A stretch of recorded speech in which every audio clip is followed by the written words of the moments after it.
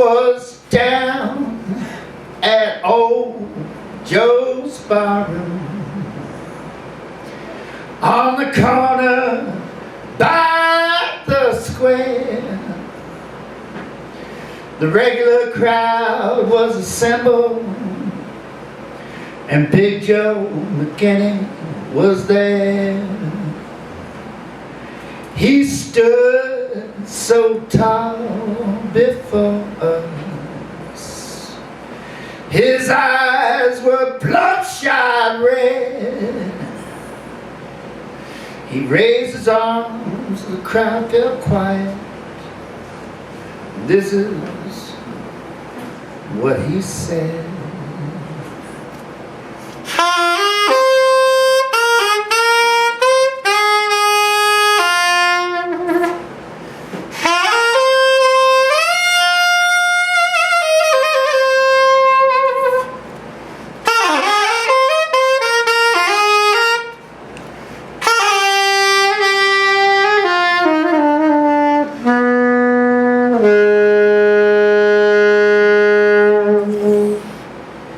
I went down to that St. James Infirmary, and I saw my baby there, stretched out on a table, so pale, so cold, so fair.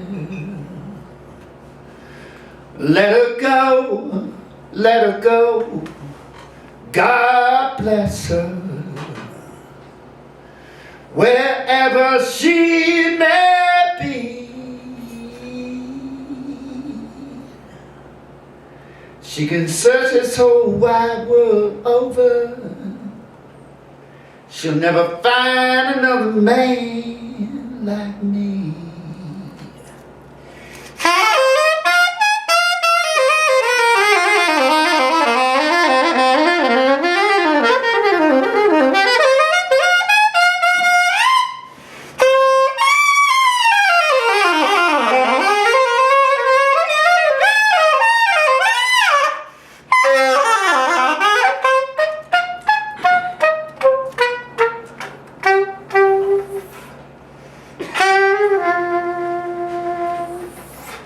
When I die, I want you to bury me in a John B. Stetson hat. Put a $20 piece on my watch chain, so they'll know that I died standing pat. I want 6 crap shooters to carry my coffin, 6 chorus girls to sing me a song, put a jazz band on my hearse wagon, so we can raise hell as we roll along. Let her go, God bless her, wherever she may be. She can search this whole wide world over, or she'll never find another man like me.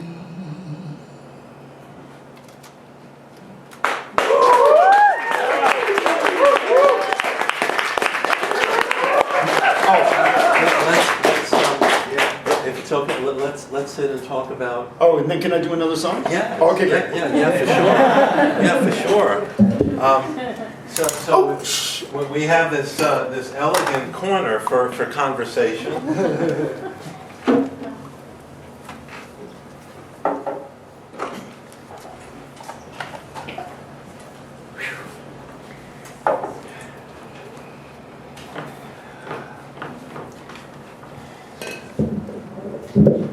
Fetch the microphones.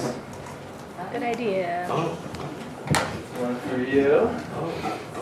One for First you. time guy, Matthew. Thank you, Matt Clifford of Black Market Translation, punk rock fusion band and house band of Boulder Tonight. Okay. And thank you, Will. That was amazing. Hi. I feel as though you use every ounce of your body and every minute of your life. Am I somewhat correct in how you make that sound? I guess so. Well, when did you know that music was your passion? How early, or was there a particular aha moment?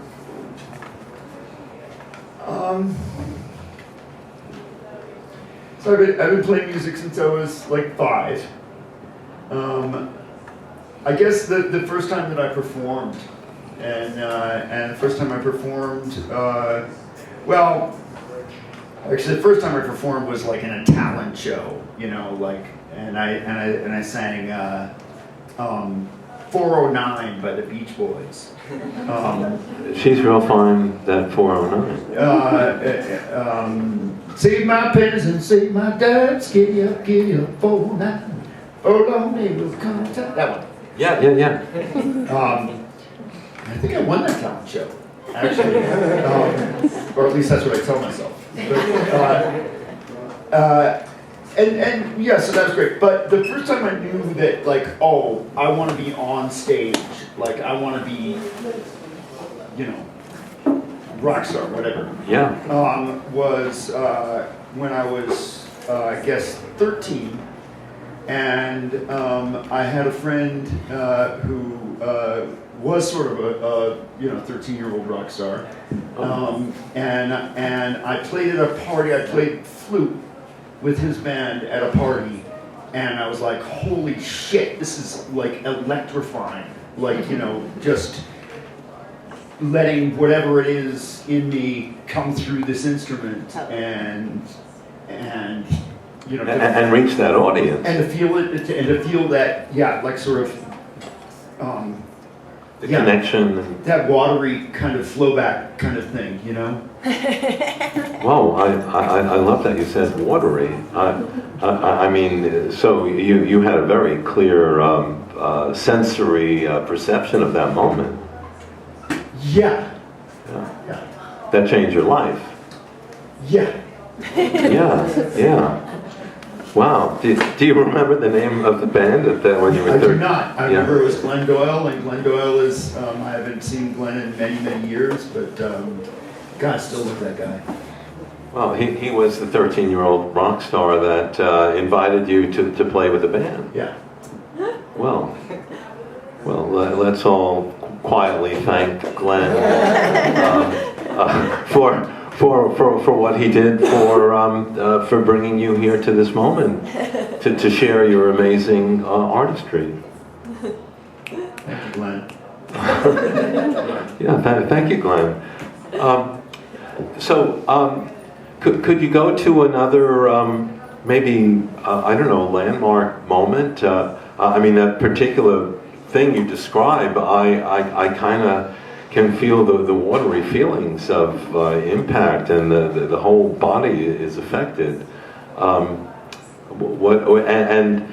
We don't have several months to cover your life. So, what would be? Do we jump to the Pamlico Sound or some of the Pamlico? Oh, thank you for correcting me. It's such a sore spot for me, but anyway, it's my fault for naming the band. Pamlico. Yes. Pamlico. So the accent is on the first syllable. Yes, and it's not leak, it's lick. Boy, how many? We're finding out how many ways I can mispronounce a 3-syllable word. Yes. Oh, okay. Pamlico. Correct me again. Go. The Pamlico Sound is a lagoon on the Outer Banks of North Carolina, where I'm from. Now, the Outer Banks is, in geographical terms, it's a barrier island. So it is separated. It's a stretch of beach that are beaches that's separated from the mainland by a couple of inlets and a series of lagoons. There's the Albemarle Sound, the Pamlico Sound, et cetera, et cetera. It's funny, I've been watching Black Sails, and I always knew that Blackbeard actually was stationed on the Outer Banks, Blackbeard the pirate. But last night I watched an episode where he was on Ocracoke Island, and I was like, wow, this is like giving me chills. But yeah, I spent school years in Binghamton, New York, where my dad was a professor of English literature at Harper College, which is now, I guess, called SUNY Binghamton, I think. well, it was called SUNY Binghamton for a while, and now I think they've changed the name again. But anyway, but my mother was a native North Carolinian who had inherited the cottage in Nags Head from her aunt, and I was a July baby, so I was born there. And I consider myself definitely, I am a North Carolinian. I am definitely from North Carolina. And when I was a kid, there was the #1 night spot on the beach was directly across the street from our cottage. There was a place called the Casino. It wasn't a casino. It was downstairs was pinball and pool, and upstairs was the dance hall. And was there a live band? Some legends. Louis Armstrong. In fact, I just covered St. James Infirmary. Louis Armstrong played at the casino. I mean, legends played at the casino. And when I was a kid, you had to be 16 to go upstairs at the casino, and I was not old enough yet. Funk and soul I remember people saying, you're either psychedelic or you're soul. At that time in the 70s. I was somewhat psychedelic, but I was definitely very funk and soul, and I would be in bed and I'd hear the music coming from across the street, and I would dream about not only being able to go upstairs and dance at the casino, but being able to go upstairs and be on stage at the casino. So the name the Pamlico Sound sitting right over there, Jockey's Ridge is there, the sand dunes, and the name the Pamlico Sound is very connected to. It's a story I have to tell for people to know. It's an integral part of your life. Yeah. Yeah. So I'm curious. Did you become old enough, 16 and later, to play in that place? I never played on the stage of the casino. They shut it down, I think in the 80s, and yeah, too bad. But that casino gave you a vision of where and how you'd like to play. Some of the greats, as you just said, played there, and I'm imagining, well, maybe a bit of cinema. I'm imagining the music coming across where you could hear it in your home where you grew up. Yeah, it fed my dreams. I would hear it at night as I was going to bed. I would dream. It fed your dreams? Yeah. With watery sensations? Yeah, watery musical sensations. Wow. So, tell me more. How did you come to the instruments that you play? I'm curious if you maybe played. Did you come through a zigzag path, and then you found that these were the instruments, or how? Yeah.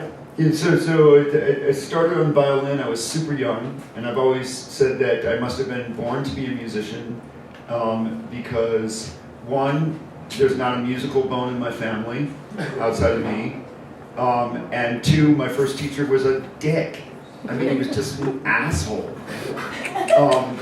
And so I started on violin, and I've always thought, well, if that guy didn't stop me, he belittled me. He was just cruel. And I thought, if that guy didn't stop me, then I must have been born to do this.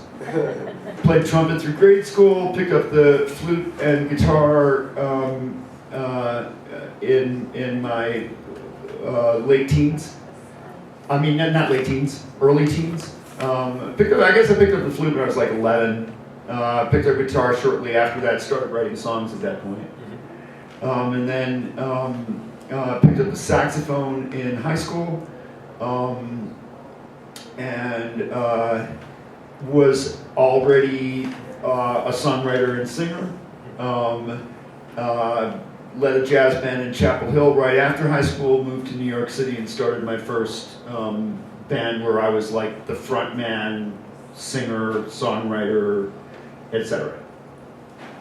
Wow, that's a very clear path, it sounds like. I mean, did you have any sort of side distractions that you, I don't know, were your parents encouraging or family encouraging in this musical pursuit, or were they all the time saying you should be a doctor or a lawyer? No, they were very encouraging. It's one of the things I love about my folks is that mom and dad were both very encouraging. And I also write fiction, and so I started writing poetry when I was about 11, about the same time that I started writing songs. And then I started writing fiction in like my sophomore year in high school. And my dad being a professor of English literature, I think that has something to do with that. Right. So, certainly, if you're writing lyrics, it may as well be literature. I think. Right. Well, I actually write stories and novels. So I'm a fiction writer. Oh. I just haven't achieved anywhere near the success in that yet that I have in music. So there are still frontiers. Yeah. Yeah.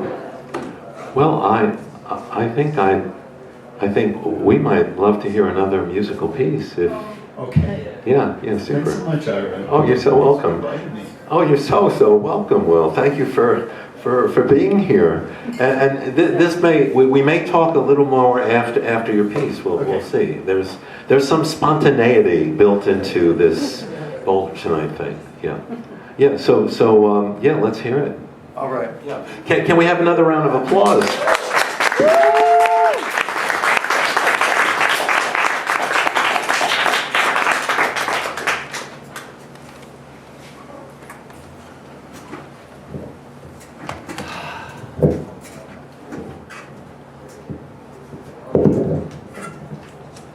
Okay.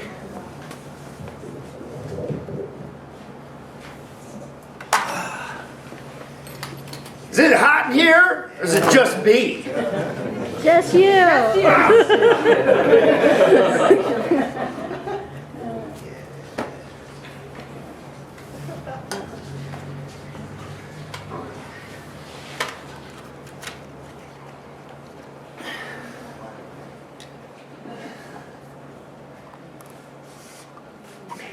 This is the song that inspired me to pick up the harmonica. I learned harmonica by taking walks on the beach and just playing the harmonica. Just playing. This is a song that inspired me to pick it up. This is Train Time by Cream. Jack Bruce, I hope I can just even come close. I mean, he probably picked up the harp. So Jack Bruce was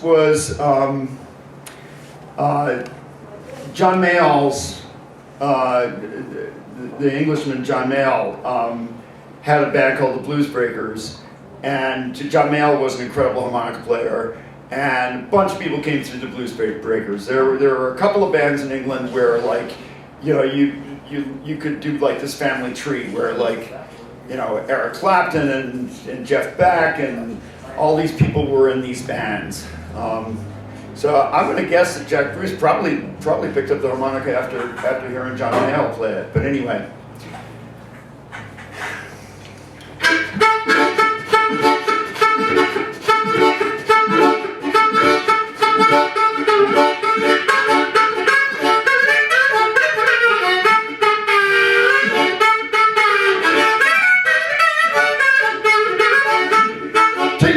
On down the track, hear the tick go click clack, click on. I'm going home. Next time I leave this town, I ain't coming back no more.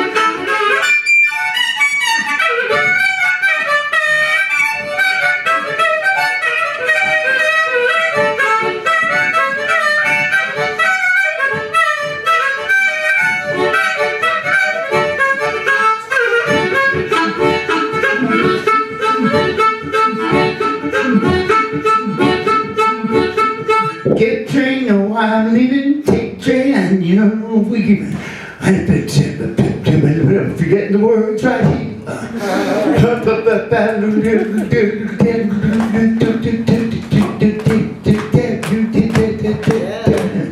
Next time I leave this town, I ain't coming back no more. I'm going home. I'm going home. Train time, baby. Train time, child.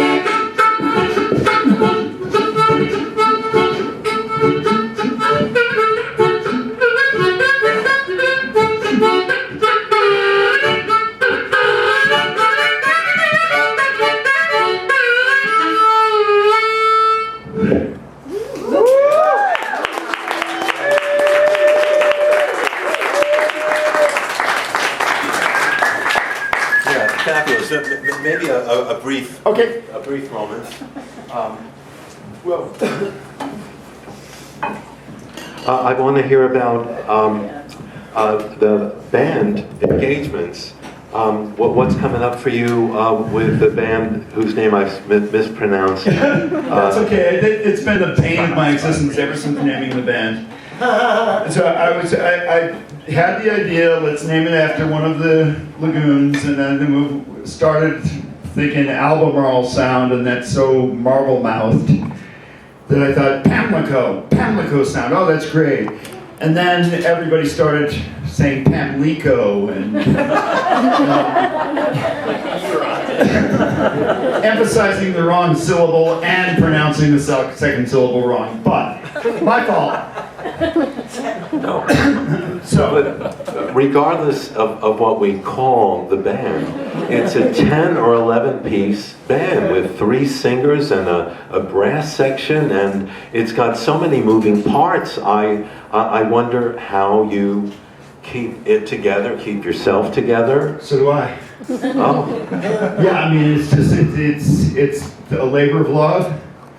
I was telling somebody earlier today. Oh yeah, I was talking to one of the singers, and I said, you know, you guys are like my kids. It's like I've never had kids, but I have always had a strong paternal instinct, but I don't have any kids. It's like now I got 10 fucking kids.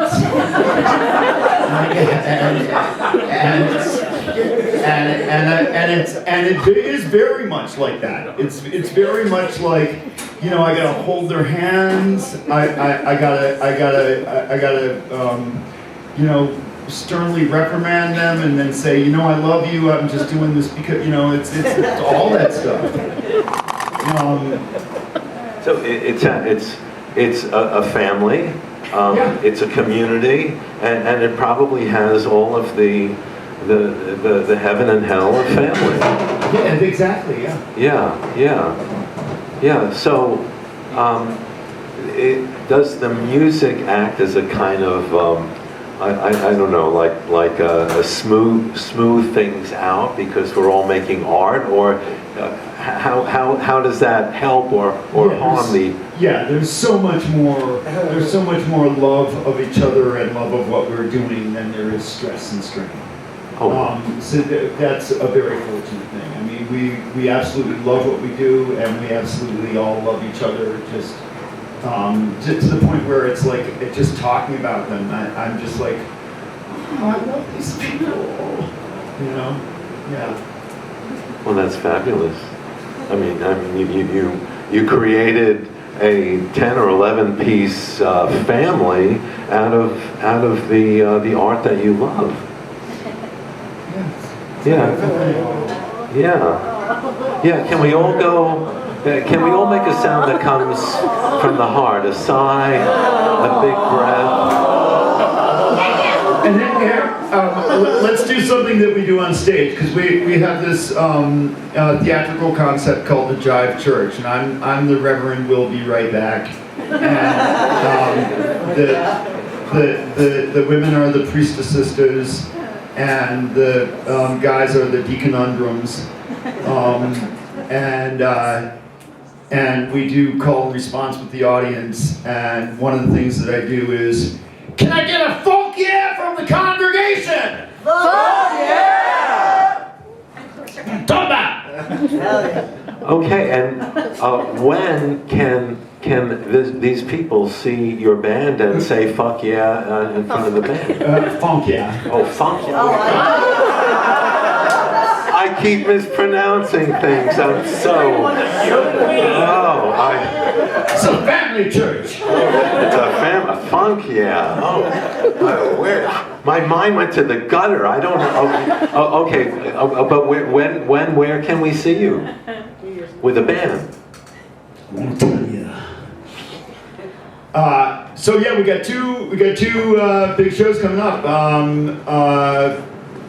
3 weeks from tomorrow, Saturday, December 14th, we are at the Mercury. I'm sure, with all the writers in this room, you guys know the Merc, right? Mercury Cafe in Denver. So we'll be upstairs in the ballroom at the Merc on Saturday, December 14th with 2MX2, who are amazing! They're a live hip-hop band, sort of Latinx live hip-hop band. They're incredible, and I'm so excited that we finally have put a show together with 2MX2. So that's Saturday, December 14th at the Merc. And then New Year's Eve, we are playing at the Aztlan Theater on Santa Fe in the Arts District in Denver. AZTLAN, Aztlan Theater, on New Year's Eve. And I'm gathering people, like this is a very late booking, just booked this. So I'm gathering, hopefully there's going to be 1 or 2 other amazing bands playing with us that night. Fabulous. So, yes, that deserves some acknowledgement. So, I think we'll call this a conversation, a segment, and I hope I enjoy saying to be continued. Because we don't know each other very long, but what I know of you, I just love, and it's fabulous that you could be here tonight. So thank you, Will. Thanks so much, Ira. Oh, you're so welcome.